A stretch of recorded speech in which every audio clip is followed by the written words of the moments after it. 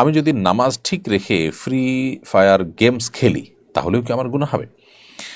ভাই আরিয়ান খান, প্রথম কথা হলো যে ফ্রি ফায়ার গেম এবং এ জাতীয় আরও যে সমস্ত গেমসগুলো আছে এ সমস্ত গেমসের মধ্যে আপনি কোনো কোনো ক্ষেত্রে দেখবেন ভয়ঙ্কর শিরকি পাঠ, শিরকের উপাদান রয়েছে।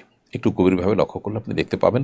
দ্বিতীয়ত হলো বেশিরভাগ গেমসের মধ্যেই মিউজিক্যাল ইনস্ট্রুমেন্টের ব্যবহার থাকে, মিউজিক সাউন্ড ইত্যাদি থাকে, সেটা একটা আরেকটা ব্যাপার। আর সবচেয়ে মৌলিক কারণ সেটি হলো যে মিন হুসনে ইসলাম ইলমার এ তারকুহু মা লা ইয়ানিহ। নবী সাল্লাল্লাহু আলাইহি ওয়াসাল্লাম বলেছেন, একজন মানুষের ইসলাম সুন্দর হবে যখন তিনি অহেতুক অনর্থক কাজকাম এগুলো পরিহার করে থাকতে পারবেন।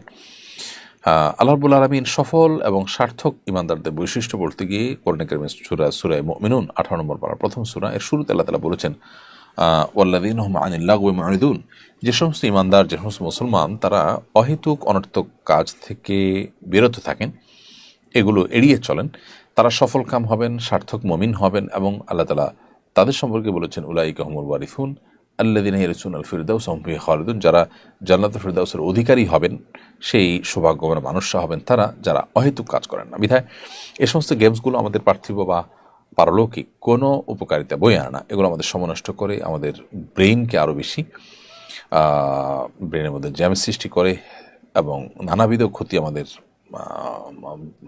আমাদের মনের, মস্তিষ্কের, আমাদের শরীরের করে থাকে।